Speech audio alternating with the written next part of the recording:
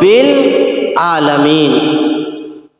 সমস্ত প্রশংসা সেই মহান আল্লাহ পাক রব্বুল আলামিনের জন্য, যিনি আমাদেরকে এই যে একটা সুন্দর পরিবেশে আল্লাহর ঘর মসজিদে এসে বসা এবং কিছু কথা শোনার তৌফিক দান করেছেন। সেই মহান আল্লাহ পাক রব্বুল আলামিনের দরবারে সবাই একবার দিল থেকে মুহাব্বাতান শুকরিয়া আদায় করি, সবাই পড়ি আলহামদুলিল্লাহ।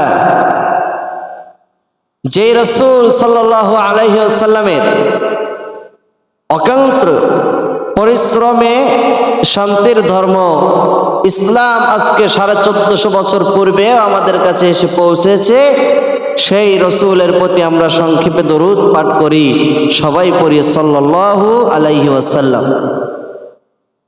সম্মানিত মুহতারাম হাজিরিন, আমি আপনাদের সম্মুখে কুরআনুল কারীম থেকে একটি আয়াত তেলাওয়াত করেছি এবং আল্লাহর রাসূল সাল্লাল্লাহু আলাইহি ওয়াসাল্লামের অসংখ্য আহাদিস মুবারক থেকে একটি হাদিস পাঠ করেছি।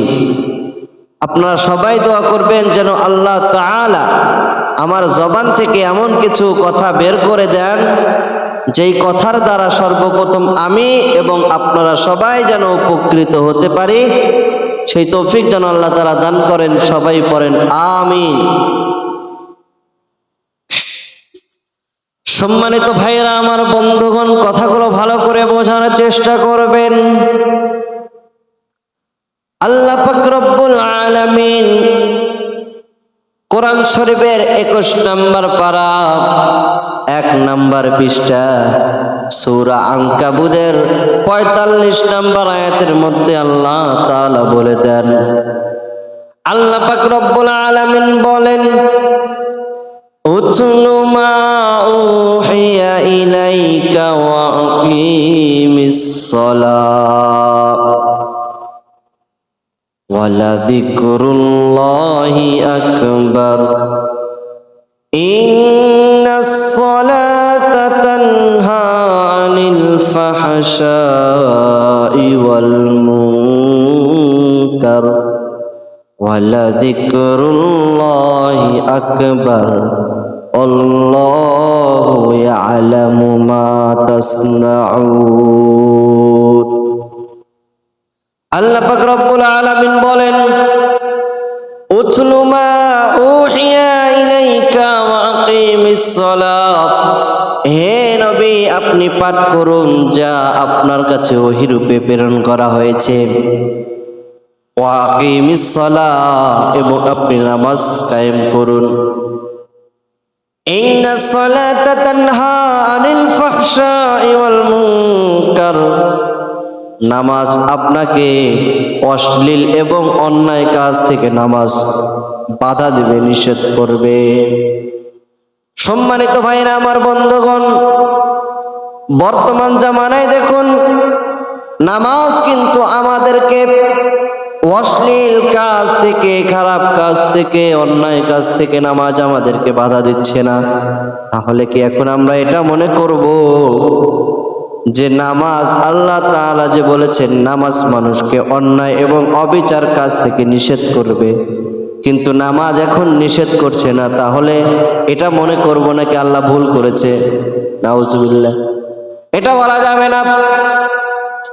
আল্লাহর কথা তো চিরসত্য, রসুলের কথাও তো চিরসত্য, কিন্তু নামাজ যে আমাদেরকে অশ্লীল কাজ থেকে বাধা দেয় না, এর কারণ হলো একটাই, যেইভাবে রব্বে কারিম নামাজ পড়ার কথা বলেছেন সেইভাবে আমরা নামাজ আদায় করতে পারি না, ঠিক কিনা? সম্মানিত মুহতারাম হাজিরিন, সেজন্য নামাজকে খুবই গুরুত্ব সহকারে আদায় করতে হবে, নামাজকে গভীরভাবে মনোযোগ দিয়ে পড়তে হবে। দেখুন আমরা যখন নামাজে দাঁড়ায় যাই তখন কিন্তু নামাজে আমাদের দুনিয়াবি কথা মনে আসে না, না অবশ্যই কিন্তু আমাদের যেহেনে দুনিয়াবি চিন্তা ভাবনা মনে আসে, আমাদের মাথায় ঘোরপাক খায়। সুতরাং নামাজ পড়তে হবে দুনিয়াবি চিন্তা ভাবনা সমস্ত ঝেড়ে ফেলতে হবে। দুনিয়া মানসিক সমস্ত চিন্তা ভাবনা আমাদেরকে দূরে রাখতে হবে, কারণ একমাত্র রবের সামনে দাঁড়িয়েছি, এই চিন্তা ভাবনা রেখে আমরা ইবাদত করব। এরপর আল্লাহ পাক রব্বুল আলামিন বলে ওয়ালা যিকরুল্লাহি আকবার, এবং আল্লাহ তাআলার জিকির ওই সর্বোত্তম জিকির। সুতরাং যখন আল্লাহ তাআলাকে স্মরণ করব, তখন দুনিয়াবি সমস্ত চিন্তা ভাবনা আমরা দূরে সরিয়ে দেব ইনশাআল্লাহ। পারবো তো?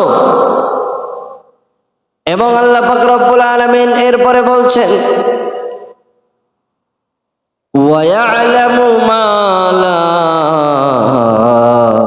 তা'লামুন, আর বান্দারা তোমরা যা করো আমি আল্লাহ রব্বুল আলামিন তা জানি।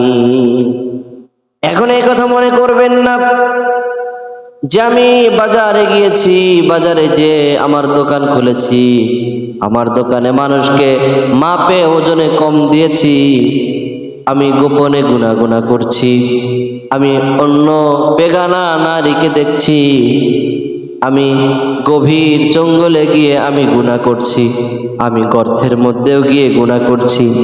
এটা মনে করবেন না যে আল্লাহ তাআলা আপনাকে দেখছেন না। আল্লাহ তাআলা বলেন সমস্ত কিছু বান্দা তুমি যখন যেটাই করো না কেন, আমি আল্লাহ রব্বুল আলামিন তোমাকে সব কিছু তুমি যা করো আমি তা দেখতে পাই। সুতরাং দুনিয়ার চোখকে ফাঁকি দিলে দেয়া যেতে পারে, কিন্তু রব্বে কারিম আল্লাহ তাআলার চোখ ফাঁকি দেয়া যাবে না। আপনি যখন যে অবস্থায় যে কাজ করেন না কেন, আল্লাহ তাআলা সব কিছু আল্লাহ তাআলা দেখেন। সুতরাং আমরা আসুন আমরা তাকওয়া অবলম্বন করি, আল্লাহ তাআলাকে ভয় করি। আল্লাহ তাআলাকে ভয় করে আমরা ভালোভাবে নামাজের মধ্যে খুশুখুজির সাথে নামাজ আদায় করি, যেন আল্লাহ পাক রব্বুল আলামিন আল্লাহর রাসূলের ভাষ্য অনুযায়ী নামাজ যে বেহেশতের চাবি, এই নামাজকে আমরা, এই চাবিকে আমরা ভালোভাবে অর্জন করি, যাতে করে আমাদের জান্নাত পাওয়াটা সুবিধা হয়, সহজ হয়। আল্লাহ তাআলা আমাদের সবাইকে তৌফিক দান করুন। সবাই পড়েন আমিন। ওমা আলাইনা ইল্লাল বালাগ। আসসালামু আলাইকুম ওয়া রাহমাতুল্লাহি ওয়া বারাকাতুহু।